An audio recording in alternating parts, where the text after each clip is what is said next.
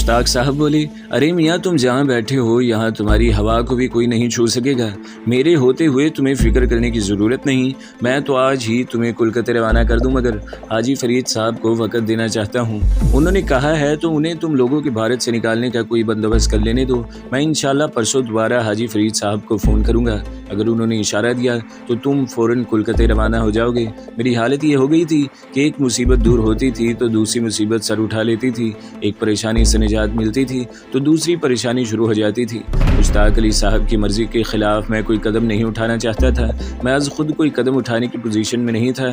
میں بنگلہ دیش سے بھاگ کر آیا تھا۔ مجھ پر مفرور جنگی قیدی کا الزام بھی تھا۔ میرے بیوی کے پیچھے بقول کاویری کے کوئی نہ کوئی زہریلا سام بھی لگا ہوا تھا۔ اس اعتبار سے میں مجبور تھا کہ وہیں چھپ کر بیٹھ رہوں۔ مشتاق صاحب نے دوپہر کا کھانا ہمارے ساتھ ہی کھایا، پھر وہ چلے گئے۔ رات کو سونے سے پہلے جمیلہ افسردہ سی ہو کر کہنے لگی، مجھے نہیں لگتا کہ ہم پاکستان جا سکیں گے، تم خواہ مایوس رہی ہو۔ ادھر مشتاق صاحب، ادھر کولکتہ میں حاجی فرید صاحب ہمارے لیے کوششیں کر رہے ہیں۔ انشاءاللہ ہم اپنے وطن پاکستان ضرور پہنچ جائیں گے۔ رات 11 بجے تک میں اور جمیلہ باتیں کرتے رہے۔ وہ بڑی اداس تھی۔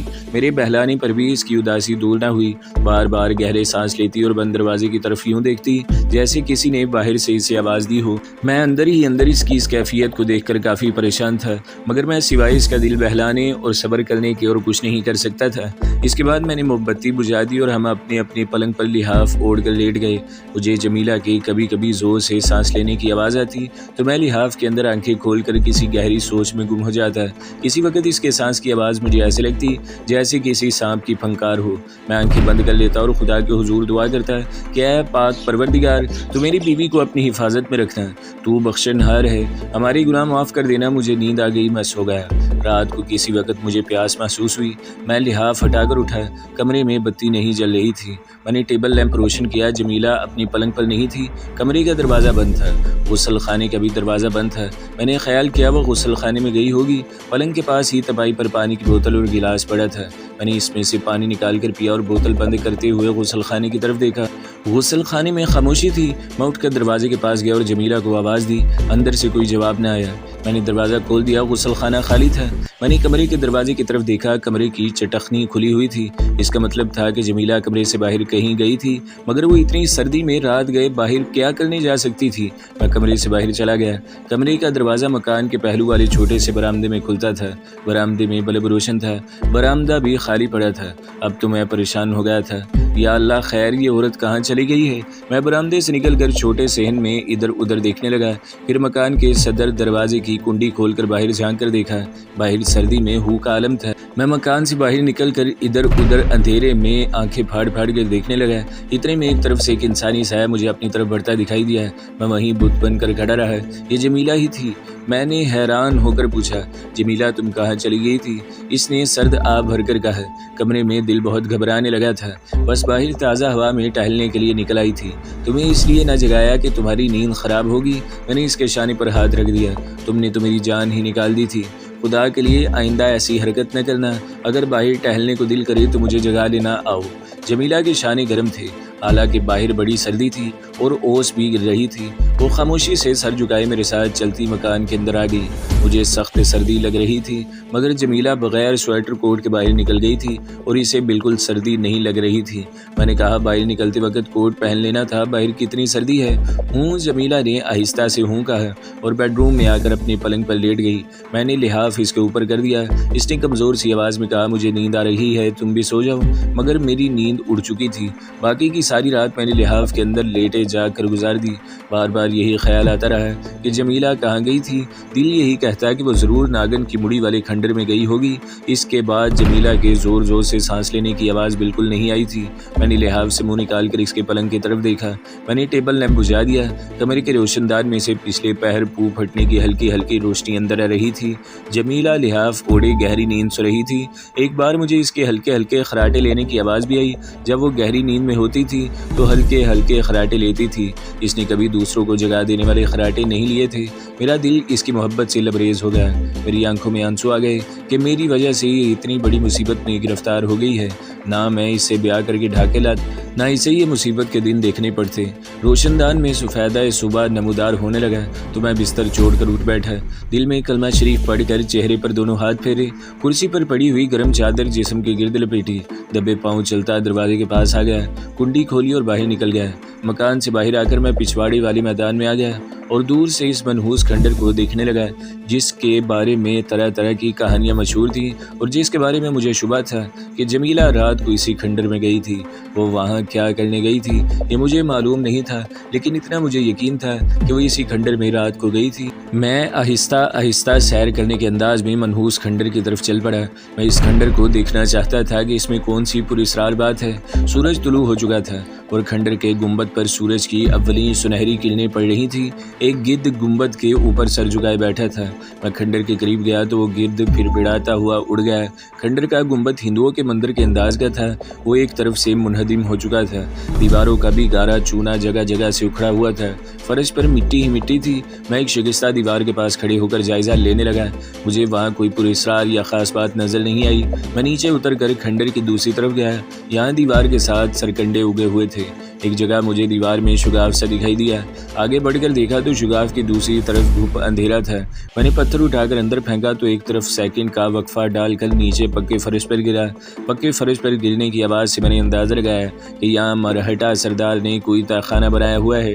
میں نے شگاف میں سے جھانک کر دیکھا، مجھے کچھ نظر نہیں آیا، نیچے تاریکی ہی تاریکی تھی۔ میں پیچھے ہٹ گیا، جیسے ہی میں چند قدم پیچھے ہٹا میں نے دیکھا کہ ایک سیاہ رنگ کا 2-3 فٹ لمبا سانپ شگاف میں سے نکل کر سرکنڈوں کی جھاڑیوں کے درمیان سے ہوتا ہوا میدان کی طرف رینگنے لگا۔ میں سانپ کو دیکھنے لگا، سانپ میدان میں تیزی سے رینگتا ہوا اس طرف جا رہا تھا جس طرف وہ مکان تھا جہاں میں اور میری بیوی جمیلہ ٹھہرے ہوئے تھے۔ سانپ کی رفتار ایک دم تیز ہو گئی تھی۔ اچانک مجھے خیال آیا کہ کہیں یہ وہی دشمن سانپ نہ ہو جو جمیلہ کو ہلاک کرنے کے لیے اس کے پیچھے لگا ہوا ہے۔ اتنی دیر میں سانپ کافی آگے جا چکا تھا، میں اس کی طرف دوڑا۔ میں نے زمین پر سے پتھر اٹھا کر پوری طاقت سے سانپ پر دے مارا۔ ایک تو سانپ مجھ سے کچھ فاصلے پر تھا، دوسری وہ لہرا لہرا کر خاصی تیز رفتاری کے ساتھ جا رہا تھا، اس لیے وہ وار خالی گیا۔ سانپ کا رخ ہمارے مکان کی طرف ہی تھا۔ میں کیسے برداشت کر سکتا تھا کہ سانپ میری بیوی کو ڈس کر ہلاک کر دے، جبکہ مجھے معلوم تھا کہ جمیلہ کمرے میں سو رہی ہے اور وہ سانپ سے اپنے بچاؤ بھی نہیں کر سکے گی جو میرے ہاتھ میں آیا۔ میں نے زمین پر سے اٹھا کر سانپ پر پھینکنے پتھر شروع کر دیے۔ ایک لکڑی میرے ہاتھ آ گئی، میں نے زور سے سانپ پر پھینکی۔ لکڑی چھوٹی تھی مگر سانپ کی دم پر لگی اور سانپ نے پھنکار مار کر اپنا رخ بدل دیا۔ وہ مکان کی طرف جانے کی بجائے چھوٹی سڑک کی طرف تیزی سے بھاگ گیا اور جھاڑیوں میں غائب ہو گیا۔ میں نے زمین پر سے ایک اینٹ اٹھائی اور بڑی احتیاط کے ساتھ چل کر جھاڑیوں کے پاس آ گیا۔ میں نے دوسرے ہاتھ سے کچھ روڑے اٹھا کر جھاڑیوں پر پھینکے، سانپ اندر سے نہ نکلا۔ اس وقت میرے پاس ریوالور نہیں تھا، ریوالور میرے پلنگ پر سرانے کے نیچے تھا۔ میں نے ایک چھڑی سے جھاڑیوں کو ادھر ادھر ہلایا مگر سانپ تو جیسے غائب ہو گیا تھا۔ دیر تک میں جھاڑیوں کو ادھر ادھر ہلاتا رہا مگر سانپ دوبارہ نظر نہ آیا۔ میں نے اینٹ وہیں پھینکی اور دوڑ کر مکان کے اندر آ گیا، دروازہ بند کر دیا اور بیڈ روم میں گھس کر اس کا بھی دروازہ بند کر دیا۔ جمیلہ ابھی تک سو رہی تھی۔ میں نے اپنی سرانے کے نیچے سے ریوالور نکال کر اسے چیک کیا اور بیڈ روم سے نکل کر برآمدے میں آ گیا۔ میری نگاہیں ادھر ادھر سانپ کو تلاش کر رہی تھی مگر سانپ کہیں دکھائی نہیں دے رہا تھا۔ ریوالور میں نے جیب میں رکھ لیا۔ کچن میں سے بوڑھا خیرو نکل آیا، اس کے ہاتھ میں پانی کا تسلا تھا۔ پانی ایک طرف پھینک کر اس نے مجھ سے پوچھا، حضور چائے لے آؤں؟ میں نے کہا ابھی تھوڑی دیر ٹھہر چچا۔ واپس بیڈ روم میں آ کر میں نے جمیلہ کو جگا دیا۔ میں اسے خبردار کرنا چاہتا تھا۔ جب میں نے اسے بتایا کہ میں نے 2 فٹ لمبے کالے سانپ کو دیکھا ہے جو مکان کی طرف آ رہا تھا تو جمیلہ نے بغیر کسی تشویش کا اظہار کیے کہا، ضرور وہ سنتا ولی مٹھ کا سانپ ہوگا۔ میں نے کہا ہمیں اس مکان کو بدلنا ہوگا۔ میں نے سانپ کو مارنے کی بہت کوشش کی مگر وہ کہیں غائب ہو گیا۔ جمیلہ نے بالوں کو پیچھے باندھتے ہوئے بڑے اطمینان سے کہا، مکان کو بدلنے سے کیا ہوگا؟ میں جس مکان میں جاؤں گی سانپ میری بو سونگھتا ہوا اسی مکان میں آ جائے گا۔ وہ اتنی دور سے میری تلاش کرتا ہوا دلی پہنچ گیا ہے تو کیا یہاں سے دوسرے مکان میں نہیں آ سکے گا؟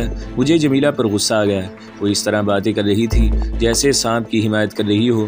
میں نے کہا تو کیا تم چاہتی ہو کہ سانپ اگر تمہیں اور مجھے ڈس کر مار ڈالے، یعنی ہم اس جگہ بیٹھے رہیں، ہم اپنا بچاؤ کے لیے کچھ نہ کریں؟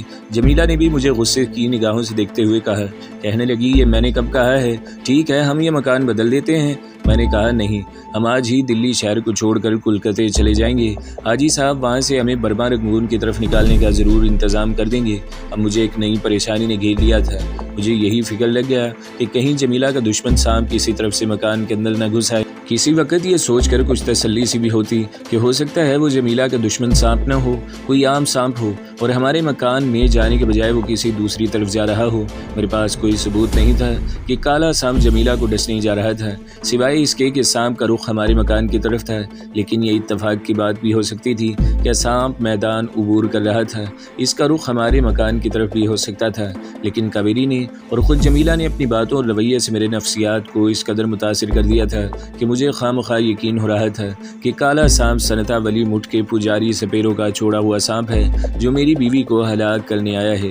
شام کو مشتاق صاحبہ آئے تو میں نے انہیں کہا کہ یہاں میں نے ایک CID والے کو مکان کے گرد منڈلاتے دیکھا ہے، اس لیے میرا خیال ہے کہ مجھے یہاں سے کلکتے کی طرف نکل جانا چاہیے۔ مشتاق صاحب نے CID کا سن کر فکر مند سے ہو کر کہنے لگے، کیا تمہیں یقین ہے کہ وہ انٹیلیجنس کا آدمی تھا؟ میں نے کہا، میں CID کے آدمیوں کو ان کے چہرے اور ان کی چال سے پہچان لیتا ہوں۔ مشتاق صاحب اور پھر وہ آدمی بار بار ہمارے مکان کی طرف دیکھتا تھا۔ میں نہیں چاہتا کہ میرے ساتھ آپ بھی کس مصیبت میں پھنس جائیں، اسی لیے ہمیں اس وقت ریلوے اسٹیشن پہنچا دے، وہاں سے ہم کلکتے جانے والی کوئی نہ کوئی گاڑی پکڑ لیں گے۔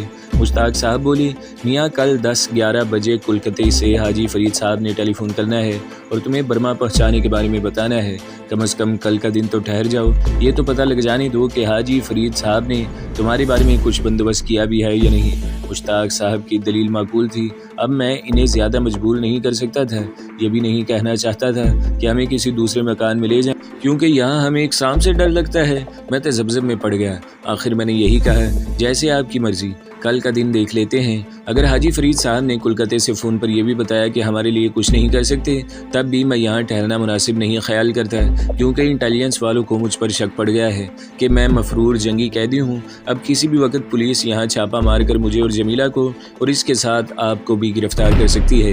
مشتاق صاحب نے آہستہ سے کہا، ٹھیک ہے، ایسی صورت میں میں تم دونوں کو اپنے رائے سینا کے علاقے والے کوارٹر میں لے چلوں گا، صرف آج کی رات تم یہاں رکے رہو، اس کے سوا کوئی چارہ نہیں ہے۔ مشتاق صاحب سے میں نے جو باتیں کی تھی ان کے بارے میں جمیلہ کو میں نے کچھ نہ بتایا۔ میں اس خیال سے پریشان تھا کہ سانپ کسی طرف سے مکان میں داخل ہو کر جمیلہ پر حملہ نہ کر دے، مگر میں نے محسوس کیا کہ جمیلہ کو اس کی ذرا سی بھی فکر یا تشویش نہیں تھی۔ ایک بار جب میں نے اس سے سانپ کے سلسلے میں اپنی پریشانی کا اظہار کیا تو اس نے بڑے آرام سے کہا، سانپ آتا ہے تو اسے آنے دو، وہ تمہیں کچھ نہیں کہے گا۔ میں نے کہا، لیکن مجھے تمہاری بھی تو فکر ہے۔ وہ بالوں میں کنگھی پھیر رہی تھی، کہنے لگی، تمہیں کہہ دیا نا، سانپ میرے ہوتے ہوئے تمہیں کچھ نہیں کہے گا اور وہ مجھے بھی کچھ نہیں کہے گا۔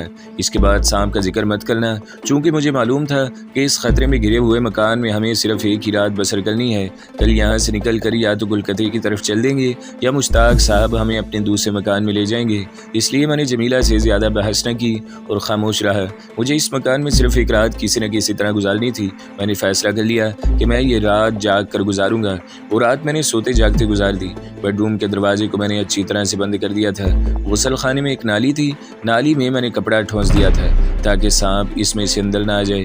رات گزر گئی، جمیلہ ساری رات سکون کے ساتھ سوئی رہی۔ سانپ کی طرف سے اسے ذرا بھی پریشانی نہیں تھی، اس کے اس رویے سے مجھے تشویش بھی ہوتی اور حیرانی بھی۔ یہ وہ عورت تھی کہ سانپ کے نام سے ڈر جایا کرتی تھی، اور اب جب کہ ایک سانپ اس کے پیچھے لگا ہوا تھا، وہ بڑے آرام سے سو رہی تھی۔ دن نکل آیا، میں نے خدا کا شکر ادا کیا۔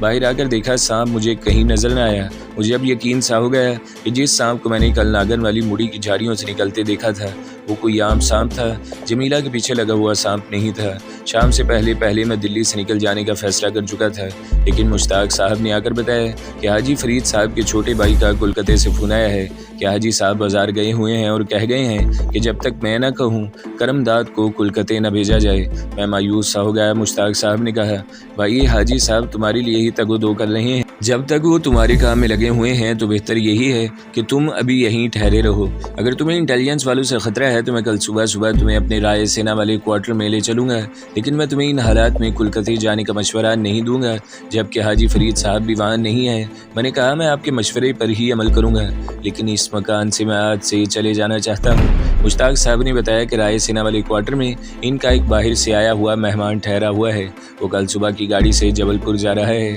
اس لیے ہمیں کل دوپہر کے وقت ہی کوارٹر خالی مل سکے گا۔ میں مجبور ہو گیا، ایک اور رات مجھے یہاں ٹھہرنا تھا۔ جمیلہ کو ان حالات کا علم ہوا تو کہنے لگی، تم یہاں سے دوسرے مکان میں کیوں جا رہے ہو؟ یہاں کیا دقت ہے؟ میں نے کہا، مجھے تمہارے دشمن سانپ کا ڈر ہے، میں یہ تمہاری خاطر کر رہا ہوں۔ وہ بولی جیسے تمہاری مرضی۔ جمیلہ نے حالات کو ہر کیفیت میں قبول کر لیا ہوا تھا۔ یہ بات بھی بڑی عجیب تھی۔ دوپہر کا کھانا کھانے کے بعد میں دھوپ میں مکان کے پچھواڑے ٹہل رہا تھا کہ میں نے ایک آدمی کو دیکھا جو تھوڑے فاصلے پر کیکر کے درخت کے نیچے کھڑا میری طرف دیکھ رہا تھا۔ میں نے کوئی خیال نہ کیا۔ تھوڑی دیر بعد دوبارہ اس کی طرف دیکھا تو وہ آدمی وہاں نہیں تھا۔ میں واپس مکان کی طرف آیا تو اس آدمی کو میں نے ایک بار پھر دیکھا۔ وہ کچی سڑک کے کونے والے درختوں کے پاس کھڑا مجھے دیکھ رہا تھا۔ مجھے یقین ہو گیا کہ یہ بھارتی انٹیلیجنس کا آدمی ہے اور اس کو کہیں سے میرا سراغ مل گیا ہے۔ میں مکان کے دروازے کے باہر پرانی کرسی پر دھوپ میں بیٹھ گیا۔ دراصل میں اس آدمی کی نقل و حرکت نوٹ کرنا چاہتا تھا۔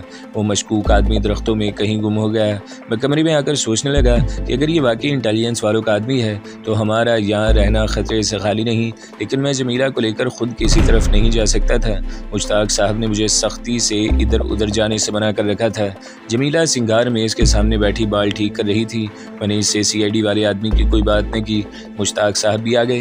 میں نے ان سے ان کا ذکر کیا تو وہ کہنے لگے، میاں کسی طرح آج کی رات گزار لو، کل میں تم لوگوں کو یہاں سے لے جاؤں گا۔ ویسے ہو سکتا ہے کہ وہ انٹیلیجنس کا آدمی نہ ہو۔ مشتاق صاحب چلے گئے۔ ابھی دن پوری طرح غروب نہیں ہوا تھا۔ جمیلہ پلنگ پر بیٹھی چائے پی رہی تھی۔ میں لاہور، جہلم اور راولپنڈی کی باتیں کرنے لگا۔ ان شہروں میں ہی ہمارے عزیز دار رہتے تھے۔ وہ خاموشی سے چائے بھی پیتی رہی اور میری باتیں بھی سنتی رہی۔ پھر پریشان ہو کر پیالی تپائی پر رکھتے ہوئے بولی، خدا جانے ہمیں پاکستان جانا نصیب بھی ہوگا یا نہیں۔ میں نے اس کی ہمت بڑھاتے ہوئے کہا، انشاءاللہ ہم بہت جلد پاکستان پہنچ جائیں گے۔ اتنی بھاری مصیبت سے نکل آئے ہیں تو یہ مصیبت بھی کٹ جائے گی اور ہم پاکستان پہنچ کر نئی زندگی شروع کریں گے۔